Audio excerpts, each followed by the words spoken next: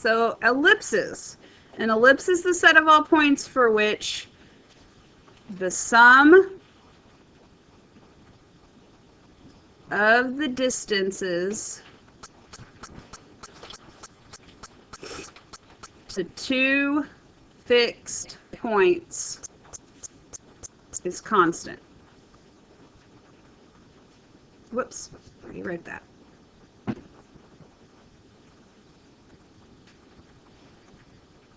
Okay, so let me explain to you in this picture what this means.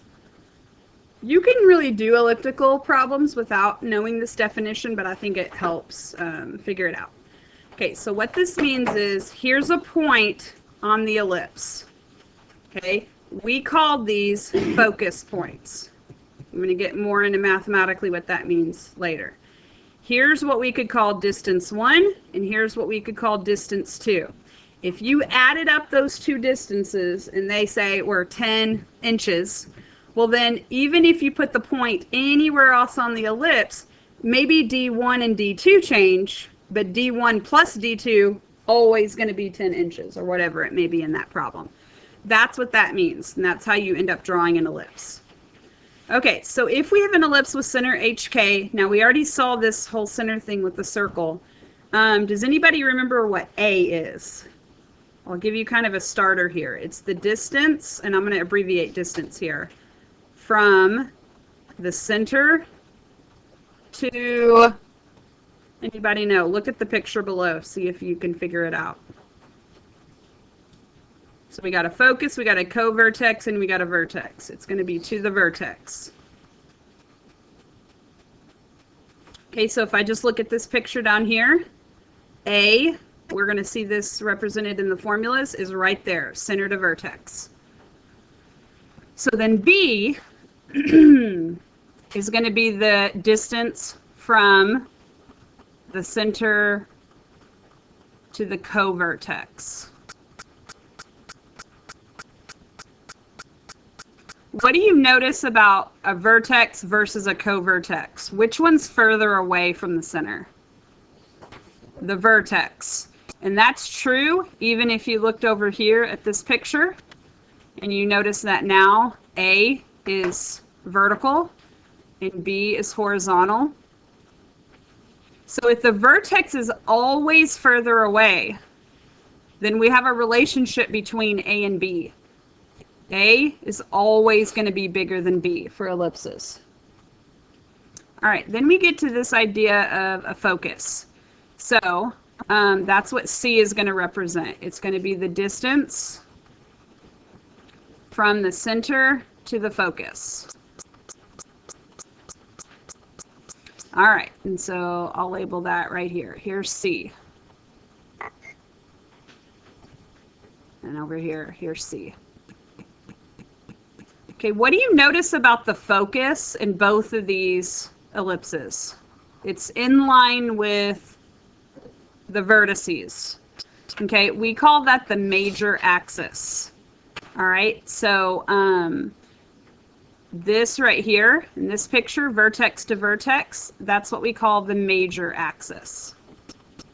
In a horizontal ellipse, the major axis is horizontal. Look at the vertical ellipse. It's vertical. All right, so any wild guesses as to what we're going to call distance from co-vertex to co-vertex? The minor axis. Which one is always going to be bigger?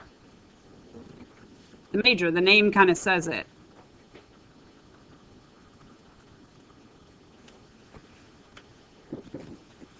Now, if you look at your blue formula card, you have this information on there, okay? So it's good that you wrote it down in your notes, but you have that kind of cheat sheet.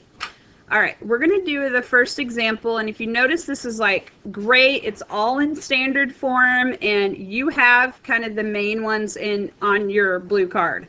So all the information I just went over is on your blue card. All right, so if you look at this, first thing is the center. Ignore the 16 and the 25 for a minute. Pretend this is a circle. What would the center be? -3, +2. Always go with the opposite signs. So let's go ahead and plot that point right here. and let's label it C for center. Okay, now to do the other things, we've got to identify what's A, what's B, and what's C. Okay, remember how I said A is always bigger than B? Okay, one of these is A squared and one's B squared. And so hopefully you have your blue card out. You can see these formulas right there. So in this case, we got A squared and we got B squared.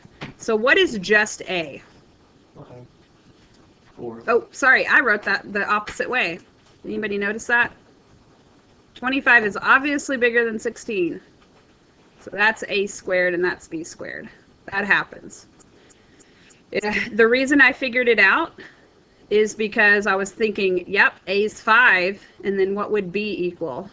4, and I was thinking A has to be bigger than B when we're dealing with an ellipse. All right, so we'll deal with C and the focus in a minute. Let's go ahead and work with what we got here. Okay, so see how the A is underneath the Y? That is telling me that this is going to be a vertical ellipse. It's going to be taller than it is wide. Okay, and so it also tells me how far to go up and down. So this 5, since it's underneath the Y, I'm going to go up 1, 2, 3, 4, 5. Call that a vertex. Go down 1, 2, 3, 4, 5. Call that a vertex. Okay, the vertices are going to be the furthest points away. All right, now let's go ahead and write down these points. You can either just look it up on the grid, or you can think about this kind of algebraically or logically. What did I do with that Y value? I added 5 and I subtracted 5, right? So 2 plus 5, that would be 7. And what's 2 minus 5? Negative 3, right? Or I could have just looked at the points on the graph. You can do it either way. Or you can do it both ways to check.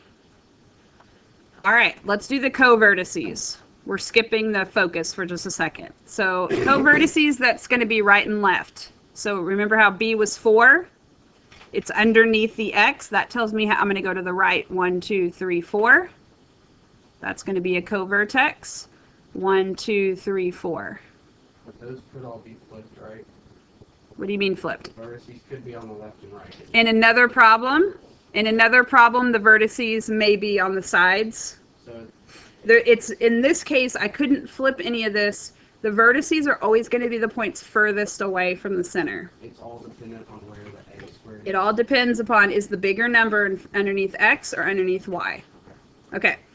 So this is a pretty circular ellipse though, because 4 and 5 really aren't much different. All right. Let's go ahead and write these points. So again, you can look them up. Like you could just look that up to be 1, 2, or you could think, well, I added 4 to the X value. So you could add 4 to that negative 3. And then you could also subtract 4. All right, or look them up. Okay. The trick to making a good ellipse is making sure at these points that you get flat and not pointy. And this kind of looks like a circle, again, because 4 and 5 aren't much different than each other.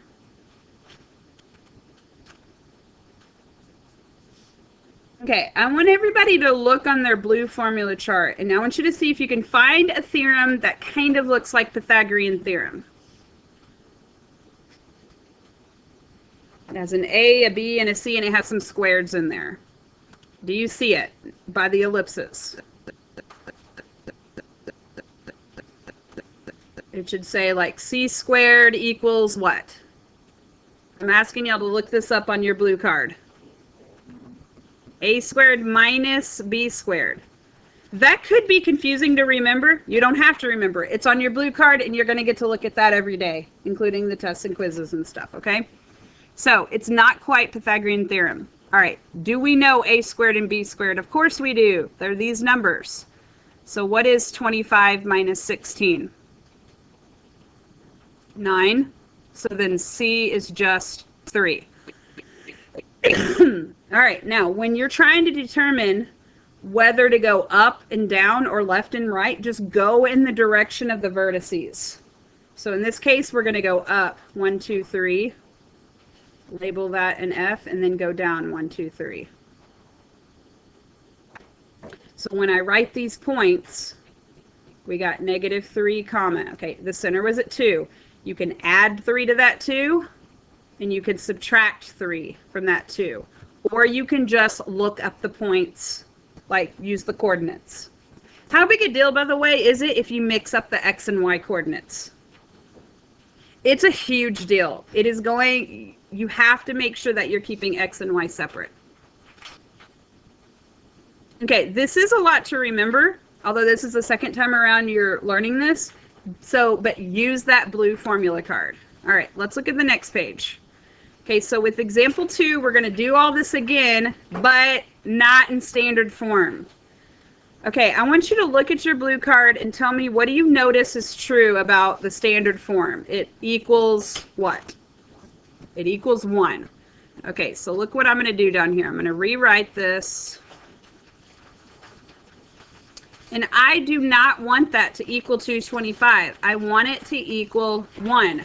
So I'm going to divide everything by 225 so that it does equal 1.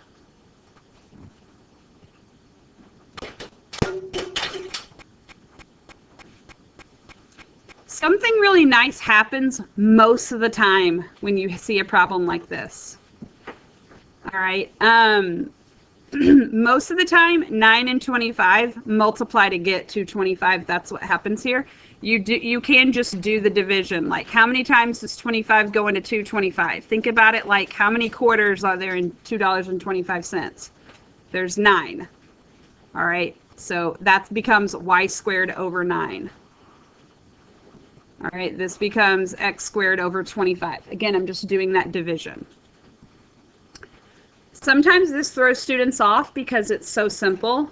There's no numbers next to the x and y, but just as a reminder, that just means 0, 0. That was true for circles as well. So let's go ahead and plot that. Okay, do you think this is going to be a vertical or horizontal ellipse? Wait, how did you get the center again? There's no numbers next to the x or the y, so it's like 0, 0. Okay, so what? There's like a 0 next to it. This is the x squared is like the same as saying x minus 0 squared. So see how 25 is the bigger number? This is going to be a horizontal ellipse. Okay, and that means that A is 5 and B is 3. So with ellipses, A is always the square root of the bigger number down here. B is the square root of the smaller number. All right, so let's use that. Which direction am I going to go for 5? Look at where I got the 5, underneath the x, and the x goes left and right. So I love it when the center is at 0, 0. It makes everything a little bit easier, all the numbers. Because those vertices are just at 5, 0 and -5, 0.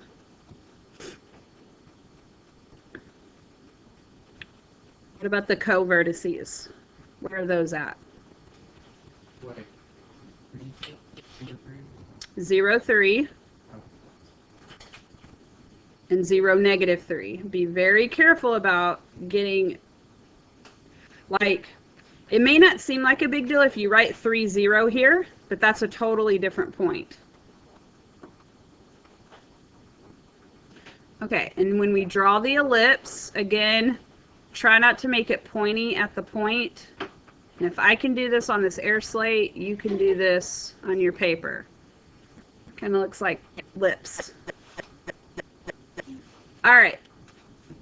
Do you guys remember the formula for c squared? If not, that's okay. It's right there on your blue card.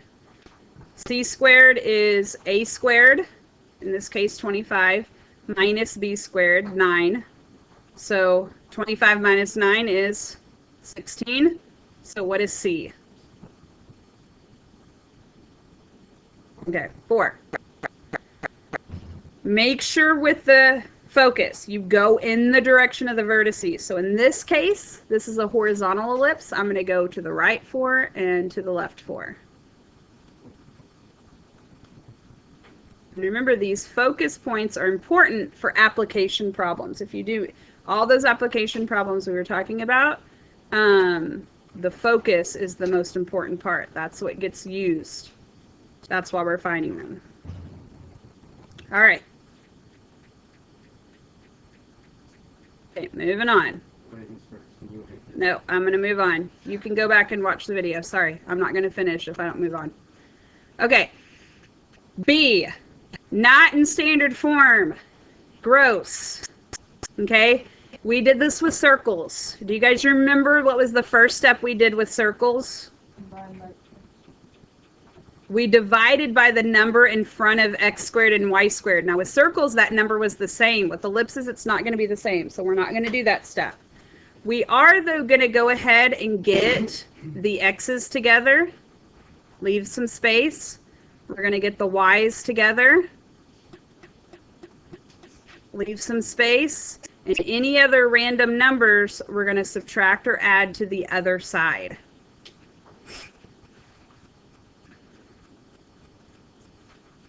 Okay.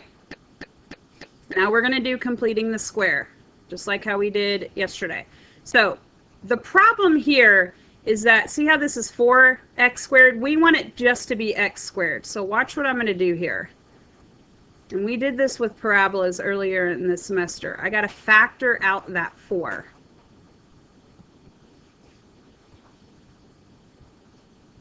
Okay, let's go ahead and finish working on the x's here. Take the number in front of x, and I'm gonna do this over here. Take that number, half it, box it, square it, just like how we did yesterday. That number completes the square.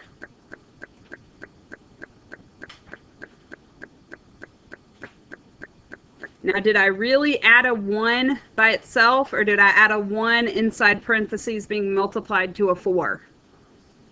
Right? I didn't add like 1 pound to the left side. I added 4 times 1. So over here, you got to go 4 times 1, which would be a 4. You got to balance it out.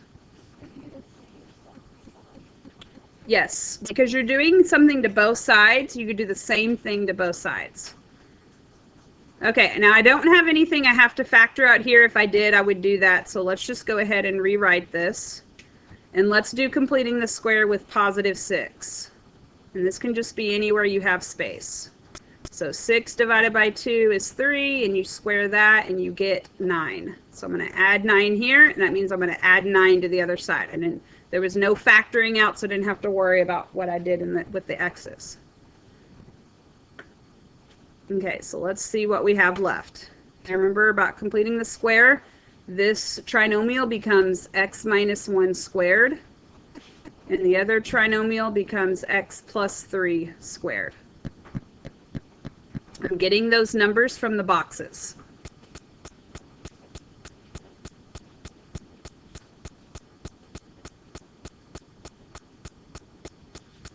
Okay, then you got to do a little quick number crunching. It's not too bad though, because negative 9 plus 9, those kind of cancel each other out and you're left with a 4. But I don't want it to equal 4 with an ellipse. What do I want it to equal? 1.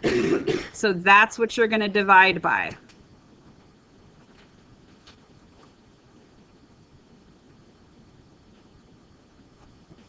So now this equals 1 and all is well in the world. Okay, 4 divided by 4. That's 1. Now, do you have to write divided by 1? No. But I think it makes the whole finding A, B, and C easier if you go ahead and write that. This thing is fine just to rewrite the way it is. What you don't want is any numbers in front of these parentheses here. That's why we do that division step. Okay. Let's go ahead. Yeah, we're going to go ahead and finish this problem. We have time. All right. Center. 1, negative 3. 1, negative 3. And then we plot that.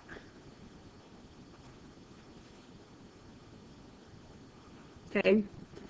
Now we need to figure out what the A is. Remember, A is the square root of the bigger number. So A is 2. And since that bigger number is underneath the y. This is going to be a vertical ellipse. So I'm going to go up 2. It's going to be a very tiny ellipse, but I'm going to go up 2 and down 2 for my vertices. And then you can either just plot those points, or you could think about adding 2 and subtracting 2 from that y value. All right, what about b? Square root of the smaller number, that's a 1. So this tells me I'm going to go to the left 1 and to the right 1, and those are my co-vertices. Like I said, this is a very tiny ellipse.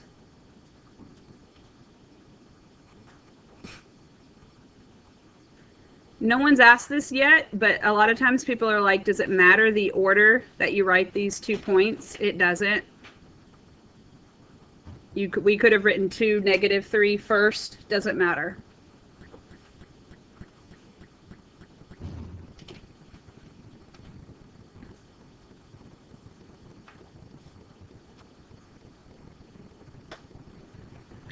All right, focus points. C squared equals A squared 4 minus B squared 1, and we get 3, and it's not a perfect square. But we can still square root 3. It's just square root of 3. Nothing groundbreaking. Okay, which direction are we going to go to find where the focus is? Up and down or left and right? Up and down, because you go the same direction as the vertices. Okay, square root of 3. Do y'all remember my little trick for square root of 3? St. Patrick's Day is on 3/14, so square root of 3 is about 1.4. All right, so that could help you plot these. It doesn't have to be perfect. Now, if I'm going up and down, am I adding and subtracting to the y value or the x value? I kind of gave that one away. The y, right? So you may remember this from last year. When you have a number that's like square root of 3, okay, you just go plus minus square root of 3. Okay, and we did that on the y value because I was going up and down. If I had gone left and right, I would have done 1 plus or minus root 3 instead, okay?